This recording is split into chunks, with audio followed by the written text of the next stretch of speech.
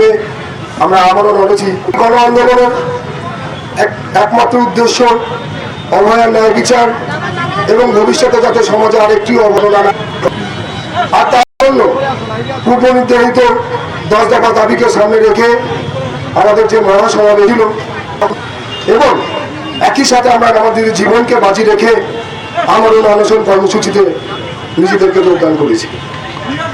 সেই জায়গা থেকে দল এবং প্রশাসন যেভাবে এই আন্দোলনকে, যেভাবে এই গণ আন্দোলনকে কালেমালিপ্ত করার চেষ্টা করেছে, তারা আমাদের মানসিকভাবে দুর্বল করে দেওয়ার প্রয়াস হিসেবে কলেজে কলেজে তাদের অ্যাটেন্ডেন্স সংক্রান্ত বিষয়ে পুলিশি তৎপরতা এবং নজর, আমাদের অনশনকারীদের সংহতিতে আমাদের সহযোগ দ্বারা আমাদের অনশন কর্মসূচিতে যোগদান করেছে।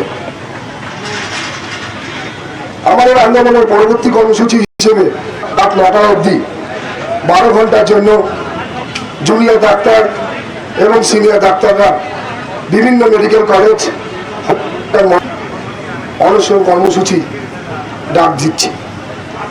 অনশনকারীদের লাস্ট কিছুদিন যাবৎ আমরা খাবার খেতে পারছি না, সে কথা মাথায় রেখে সমস্ত শুভবুদ্ধি সম্পন্ন নাগরিক এই প্রতীকী অনশন কর্মসূচি, যেটি আগামীকাল সকাল 9টা থেকে রাত 9টা অবধি বিভিন্ন জুনিয়র ডাক্তার, সিনিয়র ডাক্তার এবং স্বাস্থ্যকর্মীরা মেডিকেল কলেজ, হসপিটাল এবং এই অবস্থান মঞ্চে যে অনশন কর্মসূচিতে, প্রতীকী অনশন কর্মসূচিতে আমরা নামছি, তাতে আপনার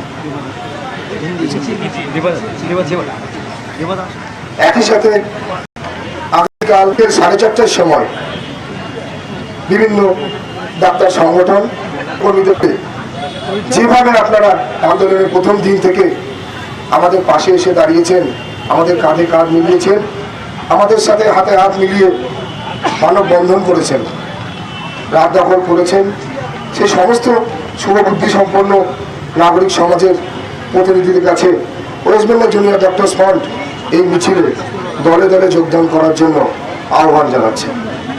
মিছিলের কর্মসূচি কাল বিকেল 4:30টার সময় কলেজ পাড়ার থেকে আমাদের এই অনশন মঞ্চ অবধি।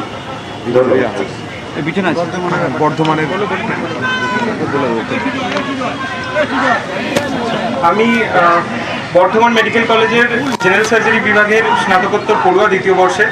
আমার যেটুকু বলার, যে এই অভয়াকাণ্ড সামনে আসার পর অভয়াকাণ্ড যে একটি ইনস্টিটিউশনাল রেপ, একটি প্রাতিষ্ঠানিক খুন, জানার পর এই যে জনজাগরণ, এই জনবিপ্লব,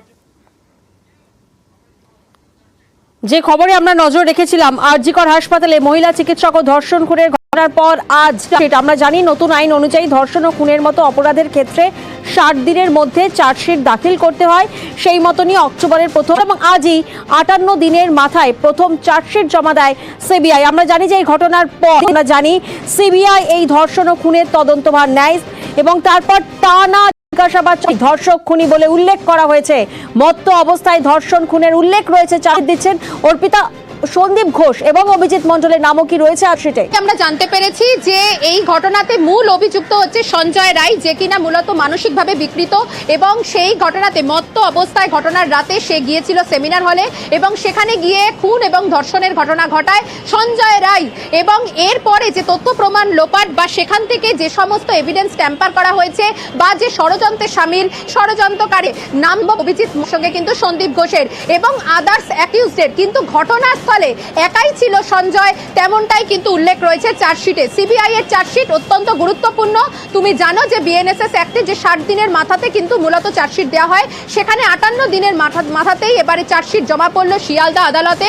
ইতিমধ্যেই সিবিআই এর যারা স্পেশাল ক্রাইম ব্রাঞ্চের যারা আধিকারিক, যারা তদন্তকারী, যারা অফিসার, তারা কিন্তু এসেছেন এবং 5 জনের একটি টিম আজকে তুমি দেখতে পাচ্ছ সেই ছবি একেবারে অর্পিতা, সেই ছবি আমরা দেখছি। তবে এই জায়গায় আরো একটি প্রশ্ন সামনে আসছে প্লেস অফ অকারেন্স নিয়ে, কারণ আমরা জানি যে আর.জি. কর হাসপাতালের 4 তলায় সেমিনার হলের ভিতর থেকে তরুণী চিকিৎসকের পৌঁছল সেই ছবি, যে উল্টো দিকের হল নির্মীয়মান অর্থাৎ ভাঙা হচ্ছিল। তারপরে বিক্ষোভ চলে, আন্দোলন চলে এবং সিবিআই এর কাছে এমন তথ্য আসে যে ওই ফেলা ঘরে প্লেস অফ অকারেন্স নিয়ে, অর্থাৎ সেই সেমিনার হলের মধ্যেই কি নির্যাতিতার উপর এই অত্যাচার হয়েছে সেখানে কিছু উল্লেখ রয়েছে।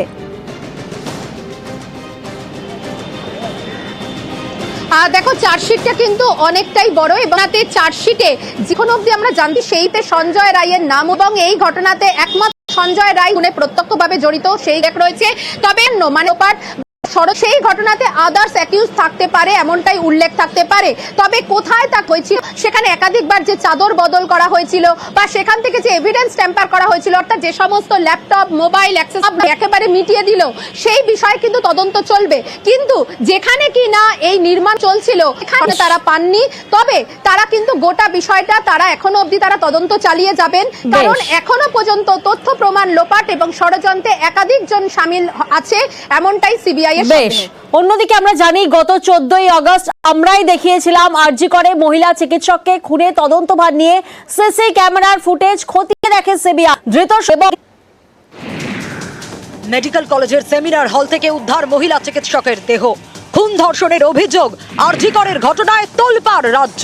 কলকাতা হাইকোর্টের নির্দেশে তদন্ত শুরু করেছে সিবিআই। বুধবার বিকেলে আরজি করে যান কেন্দ্রীয় এজেন্সির গোয়েন্দারা।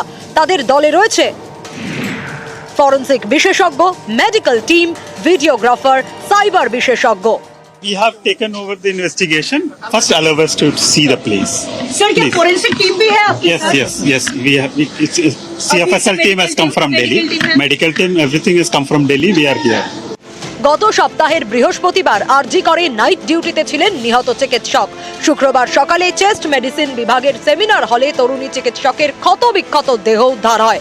মঙ্গলবার হাইকোর্ট সিবিআই তদন্তের নির্দেশ দেয়। তাই আধিকারিকরা নমুনা সংগ্রহ করেন, কলকাতা পুলিশের দেওয়া নথি যাচাই করেন, পাশাপাশি হাসপাতালের বাইরে থেকে সেমিনার হলে যাতায়াতের রাস্তাও খতিয়ে দেখে সিবিআই। হাইকোর্টের নির্দেশ মতো সিবিআই এর হাতে এই মামলার সব নথি তুলে দেয় পুলিশ। পাশাপাশি ধৃত সঞ্জয় রায়কেও কেন্দ্রীয় এজেন্সির হাতে তুলে দেয় লালবাজার। কলকাতা পুলিশকে দেওয়া সঞ্জয়ের বয়ান খতিয়ে দেখছে সিবিআই। সিবিআই এর নজরে সঞ্জয় এবং নিহত তরুণীর মোবাইল ফোনের কল লিস্ট, তাদের ডিলিট চ্যাটও খতিয়ে দেখা হবে। সঞ্জয় কি দীর্ঘদিন ধরে নিহত তরুণীকে ফলো করছিল? গত বৃহস্পতিবার রাতে সুযোগ পেয়ে হামলা করে? এই প্রশ্নগুলোরও উত্তর খুঁজছেন তদন্তকারীরা। তাই আরজি করের বিভিন্ন সিসি ক্যামেরার ফুটেজ খতিয়ে দেখছে সিবিআই। নিউজ 18 বাংলা। অর্পিতা, আজই প্রথম চার্জশিট সিবিআইয়ের 58 দিনের মাথায় চার্জশিট সিবিআই সঞ্জয় রায়কে, যেখানে ধর্ষক খুনি বলে উল্লেখ করা হয়েছে। এই সঞ্জয় রায়কে আমরা জানি কলকাতা পুলিশও গ্রেফতার করে এবং তারপর 4 দিন কলকাতা পুলিশের হেফাজতে ছিল সঞ্জয় রায়। সিবিআই তদন্তভার নেওয়ার পর দফায় দফায় জিজ্ঞাসাবাদ চলে, পলিগ্রাফ টেস্ট করা হয় সঞ্জয় রায়ের। এই সঞ্জয় রায়ের মূলত ব্যাকগ্রাউন্ডটা ঠিক কি?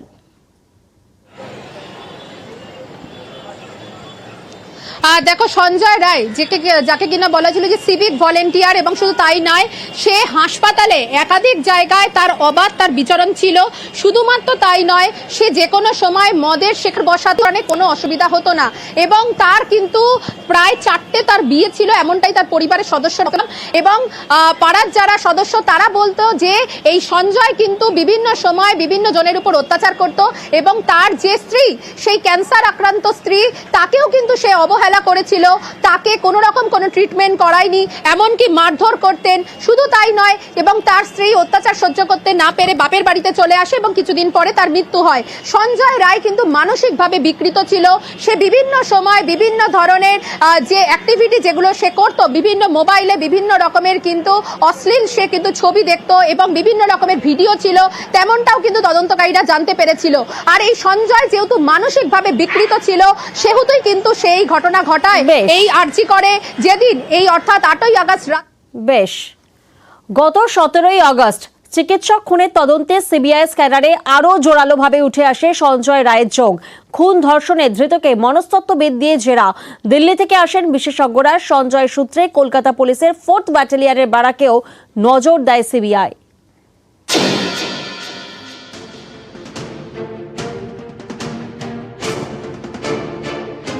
আরজিকর হাসপাতালের চিকিৎসক কলকাতা হাইকোর্টের নির্দেশে এই ধর্ষণ খুনের ঘটনার তদন্ত করছে সিবিআই। এবার তাদের স্ক্যানারে সঞ্জয়। শনিবার তার 2টি ডেরায় হানা দেন তদন্তকারীরা।